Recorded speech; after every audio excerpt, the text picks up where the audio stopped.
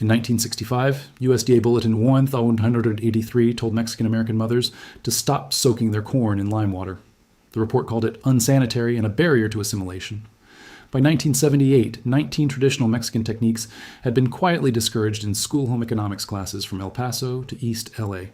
Decades later, scientists at MIT and Cornell published the opposite. Number 21 prevented a deadly disease 3 centuries before vitamins were discovered. Number 14 was banned by Spanish colonizers and now sells for $9 a bag at your health food store.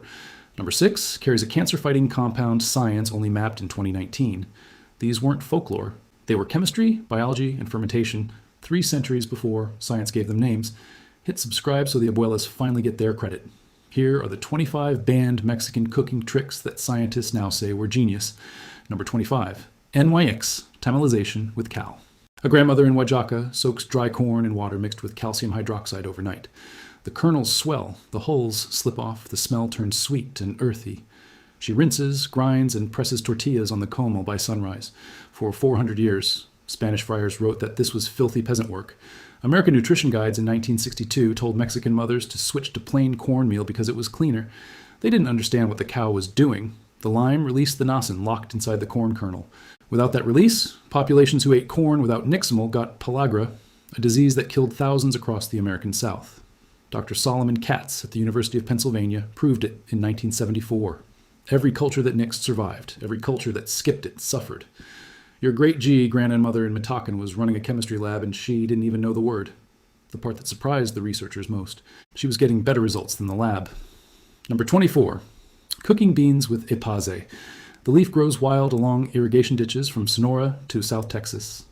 Abbas tossed a sprig into the bean pot and the kitchen smelled like gasoline and grass at once. American cookbooks in the 1970s called epazote weed. Health departments in California even warned families against gathering it from public land.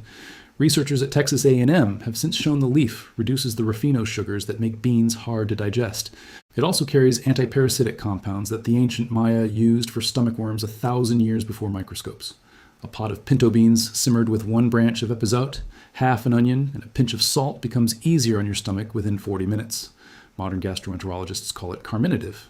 Your grandmother just called it dinner. She added the leaf because her own mother always had. Back then it was simply how beans were cooked. The science came 2,000 years late. Number 23, Molcajete grinding on volcanic stone. The bowl is heavy and pitted, carved from a single piece of basalt. Tomatoes, garlic, dried chilies, and salt go in. The pestle crushes them in slow circles, the way it's been done for 1,000 years. Spanish colonizers wrote that the Molcajete was unhygienic because the porous stone couldn't be sterilized. By 1955, the Los Angeles Department of Health was telling Mexican-American families to throw theirs out and use a blender. Minologists at UNAM have since measured what the stone gives up under friction. Iron, magnesium, and trace zinc leach into your salsa with every grind. A family eating molcajete salsa 3 times a week consumed measurable amounts of bioavailable iron without knowing it. The blender sterilized the work. It also sterilized the nutrition. Your tia knew the salsa tasted alive when it came from the stone. Some technology was never an upgrade. Number 22, cazuela de barro, slow cooking. The clay pot sits low and wide on the stove. Molefuls, charros, and birria simmer in it for hours. The walls breathe. They hold heat the way no metal pan ever can. In 1971, the FDA tested a single batch of imported Mexican clay pots and found lead in the glaze. The agency didn't say only some pots, only some glazes. They told Mexican-American families to throw all of them out, every last one. Food chemists at the University of Guadalajara have since proven that traditional unglazed barro from Tonala leaches no lead at all. The clay actually buffers acids and adds calcium to your long-simmered beans. Food cooked in Barrero tastes different because it is different. A pot of beans cooked in clay carries minerals a steel pot never could. Your tia knew. Generations of grandmothers in Guanajuato knew. The lab confirmed it 40 years later, but the abuelas had moved on by then. Number 21, pull fermentation. The maize plant is tapped at the heart, the sap collected in a hollow gourd. Within hours, wild yeasts turn it sour and milky. Pulque is older than tequila by 1,000 years. American prohibition agents in the 1920s called it a moonshine product. Mexican public health campaigns in the 1940s called it a poor person's drink, dangerous and dirty, and the state pushed tea-day beer instead. Microbiologists at Mexico City's Polytechnic Institute have since cataloged the lactobacilli swimming in fresh pulque. The drink is one of the richest natural probiotic sources on Earth. A pre-Columbian people drank it daily and lived with healthy gut flora that modern Mexicans raised on bottled lager simply don't have. Pol prevented a deadly disease, gut dysbiosis, 3 centuries before science could name it. Here's what most people miss. The bars closed because of policy, not because the drink stopped working. The wisdom almost died with them. Number 20. Toasting chile secos on the cumal. Dried guajillo ancho and pil chile are pressed flat against a hot griddle for a few seconds each side. They puff, they smoke, they turn fragrant and bitter at once. American cookbooks in the 1960s called this step optional. Some Mexican-American moms in Chicago skipped it because the smoke set off the apartment smoke alarm and the landlord complained.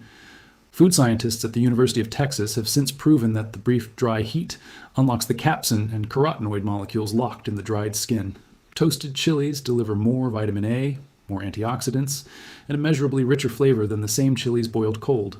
The step takes 10 seconds and changes the entire mole.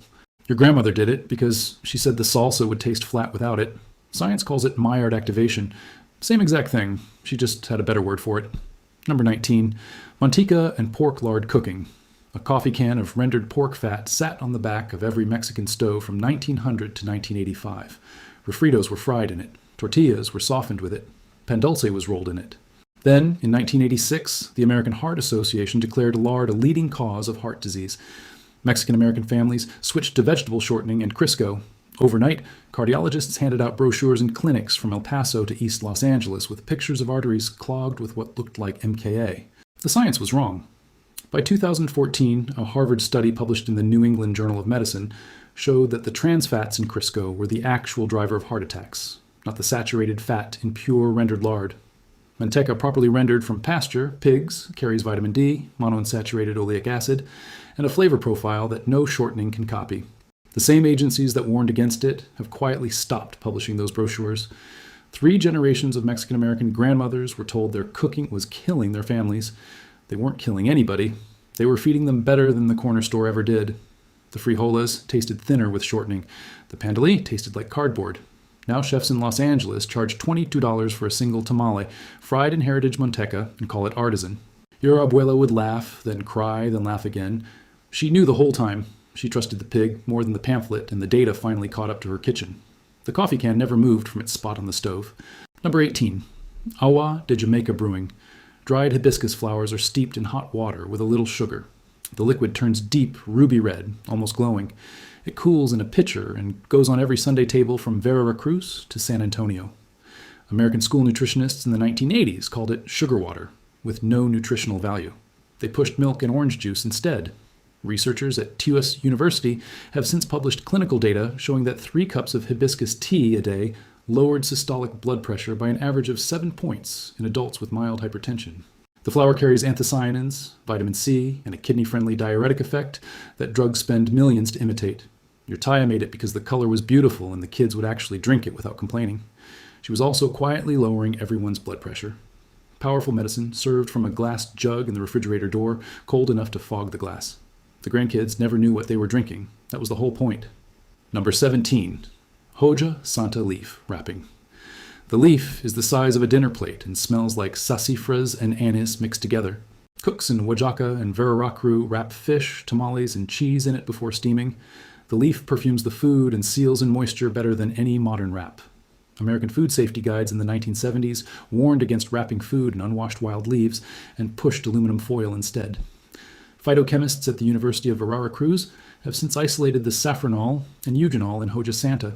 The leaf releases compounds that kill surface bacteria during steaming. It also imparts antioxidants directly into the protein it covers, something foil could never do.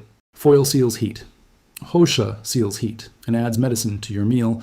A single wrap of leaf around a pound of red snapper does what no aluminum sheet ever could. The grandmothers in Ottelpen never read a phytochemistry paper. They knew anyway. Passed down from a mother to a daughter for generations, the plant is now grown commercially in California for the same restaurants that once mocked it. Number 16, chapulines and mayworm protein.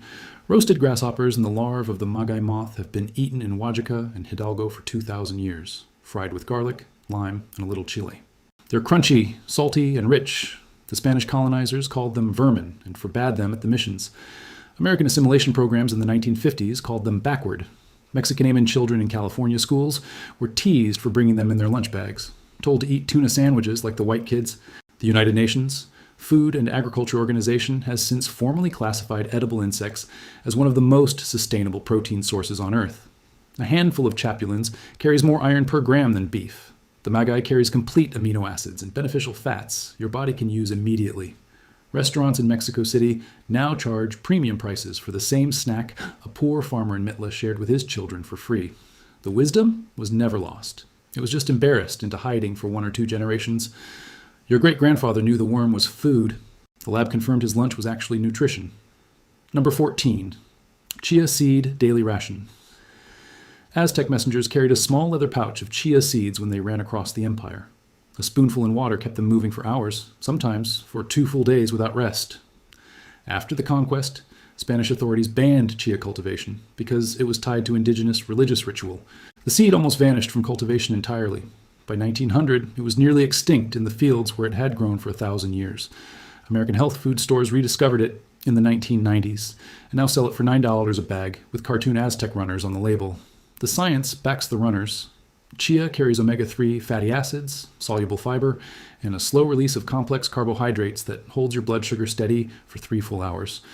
Aztec endurance running wasn't magic. It was nutritional chemistry packaged in a seed the conquerors tried to kill off. Your great-great-grandfather in Cala drank chia fresca every morning before the fields. He outlived the friar who once burned the chia plots in his village. Number 13. Amaranth grain rituals. The grain was sacred to the Aztecs. Mothers shaped amaranth dough with honey and blood into figures of the gods for festival days. The Spanish viceroy banned the practice in 1525 and ordered the crop burned across the Central Valley. Amaranth survived only in remote villages of Puebla and Tlaxcala, kept alive by stubborn farmers who hid the seeds.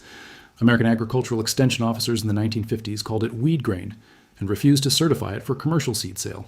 Then, the Rodell Institute in Pennsylvania ran nutritional analyses in 1977. Amaranth carries a complete protein profile with lysine, methionine, and tryptophan in the right ratios for human nutrition. Modern nutrition science calls it a perfect grain. NASA listed it as a candidate food for long space missions to Mars. Your ancestors ate it because their gods told them to. The lab confirmed the gods were right all along. 450 years after the burning, the seeds the farmers hid in clay jars saved an entire grain. Number 12. Huiditlacos, corn smut. A black-gray fungus grows on corn ears in the rainy season. American farmers spray fungicide to kill it the moment they see it. They throw whole crops away when it appears in the silo. Mexican farmers harvest it instead. Sautéed with epazote, garlic, and onion, wheat loos taste like mushroom and earth and smoke at once. Spanish missionaries called it a disease food fit only for animals. American food safety guides in the 1960s warned Mexican-American families against eating any moldy corn product. Mycologists at Cornell have since tested Huiditlacos carefully. It carries more lysine than the corn it grows on, plus beta-glucans that support your immune response. A serving has 3 times the antioxidants of fresh sweet corn. Trader Joe's now sells it canned for $11 a jar. The same fungus a Kansas farmer destroys in his field makes a Mexican grandmother in Pueblo wealthy. At the Tuesday market, one culture saw poison, the other saw protein. The fungus didn't change. The eyes looking at it did. Number 11. No piles for blood sugar. The flat green pads of the prickly pear cactus grow wild across northern Mexico and the southwest. Grandmothers spike them off the spines, dice them, and grill them on the comal until they squeak. The flavor is green and slightly sour, the way okra would taste if okra knew what it was doing. American doctors in the 1960s called nope a poverty food and told Mexican-American patients with diabetes to eat oatmeal instead. The research now shows the opposite. A 2010 study at the University of Arizona Health Sciences Center showed that fresh nopal eaten with a meal lowered post-meal blood glucose spikes by nearly half in type 2 diabetic patients. The cactus carries soluble pectin fibers that bind sugars in your gut before they reach the bloodstream. It also carries amino acids that support insulin sensitivity in a way no oat ever could. A grandmother in Sonora pulled 12 no-pails off her back fence every morning, grilled 3 for breakfast with eggs, and lived to 94. Her doctor in Tucson kept telling her to switch to instant oats. She kept the cactus. He outlived nobody he treated. The same medical schools that marked the cactus run Grant F-funded studies on its glycemic effect today. Mexican-American families have known since before there was even a Mexico. The diabetes rate in the colonias along the border tells you exactly which approach actually works. Here's what the studies don't say. The cactus grows on its own, costs nothing, and survives drought, frost, neglect, and bad federal advice. So did the people who ate it. The lab caught up. The cactus never moved. Number 9, comal cooking on raw flame. The flat round griddle sits directly on the gas burner with no oil, no butter, no nothing at all. Tortillas, chilies, garlic, and onions go on it raw. American home economics teachers in the 1970s warned Mexican-American girls in school cooking classes that dry heat cooking was unhealthy and uneven. They pushed nonstick pans coated in butter and Crisco. The data is clear today. Cooking on bare metal at high heat for short periods produces fewer harmful aldehydes than oil-cooked food. The brief char on a comal tortilla creates the same Maillard reaction that makes bread crust taste so good. It also kills surface bacteria without adding any fat at all. A grandmother could feed 5 children a stack of fresh comal tortillas with no oil, no fryer, no smoke, and no special equipment. The pan was older than the apartment. The technique was older than her grandmother's grandmother and her grandmother before that. Modern cookbooks call it dry searing and charge $30 to teach it in a weekend class. The abuelas did it for free every single morning with the radio on low and the kettle whistling on the next burner. 6 tortillas, a person every day, year after year, decade after decade. Cardiologists in Texas now recommend the comal method to Mexican-American patients with heart conditions. They call it heart-healthy cooking. Your Bisabella called it cooking. She didn't know there was supposed to be another kind. The comal sat on the same back burner for 30 years and never wore out. The lessons that Pan taught lasted longer than the metal itself. The grandkids who watched her flip tortillas with bare fingers never forgot the sound or the smell. That smoky, toasted corn smell still pulls a grown man back to a kitchen in Boyle Heights 40 years later. The coma was simple. The food was complete. The science was already done. Modern restaurants call it ancestral cooking and put it on the menu in italics. Your grandmother just called it Tuesday morning. Number 8, guisado. Low and slow. A pot of meat, tomato, garlic, onion, and chile simmers covered for 2 hours on the back burner. The meat falls apart. The sauce thickens to silk. The kitchen smells like Sunday at 3 o'clock in the afternoon. American Time and Motion experts in 1962 wrote that Mexican-American cooking wasted electricity with long cooking times. They told women to use pressure cookers and frozen vegetables for efficiency. Food scientists at the Culinary Institute of America have since shown that low and slow cooking breaks down collagen into gelatin without burning amino acids. A 2-hour guisado holds more bioavailable protein than a 30-minute pressure cooker version. The flavor compounds developed at low simmer simply cannot form under high pressure. Cheap cuts of meat, the kind a working family in El Paso could actually afford, were transformed into meals that tasted like a feast. The slow burner was the secret. The microwave was the lie. Your grandmother knew the difference because her tongue did. Number 6, tepache pineapple ferment. Pineapple rind, raw cane sugar, and water sit in a clay jar for 3 days on the back patio. Wild yeasts ferment the mixture into a tart, effervescent drink. American health departments in the 1960s called fermented pineapple unsafe and warned Mexican-American families against making it at home. They cited risk of botulism that simply doesn't occur at the acid levels teach reaches. Microbiologists at the National Polytechnic Institute in Mexico City have since cataloged the probiotic strains in tepache. It carries lactobacillus, bromelain, and a cancer-fighting compound called feruic acid that science only mapped in 2019. The drink supports gut health, aids digestion, and uses pineapple peels that would otherwise be thrown straight in the trash. Yo made it in the back patio every summer in a glass jar with a cloth on top. The neighbors laughed at the sour smell drifting over the fence. Those neighbors didn't have his digestion at 78 either. The jar was free. The health was free. The wisdom was free. Number 5, achiote red seed paste.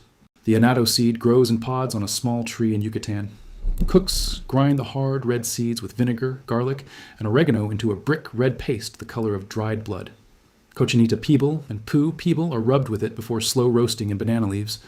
American food coloring laws in the 1970s allowed only synthetic red 40 in commercial products and pushed ayote off the shelves. Food scientists at the University of Florida have since tested annatto carefully. It carries 2 trianols, a powerful form of vitamin E and bixin, a carotenoid that protects skin and eyes from sun damage. The same red color that Spanish colonizers said was just for show was carrying nutrition the synthetic dye never could match. Your grandmother painted the pork red because her mother did before her. The lab finally explained why the color mattered. The red was never decoration. The red was medicine hiding in plain sight on the dinner table. Number 4, chile and escabete pickling. Jalapenos, carrots, and onions are pickled in white vinegar with garlic, oregano, and bay leaf. The jar sits on the table at every taqueria from Guadalajara to East Los Angeles, the lid always slightly loose. American food preservation guides in the 1950s told Mexican-American families to refrigerate everything immediately and not trust countertop pickles. They warned about spoilage that the acid level in escabeche actually prevents. Food microbiologists at UC Davis have since shown that traditional Esco, properly acidified, is shelf-stable for months and develops beneficial lactic acid bacteria during the first week on the counter.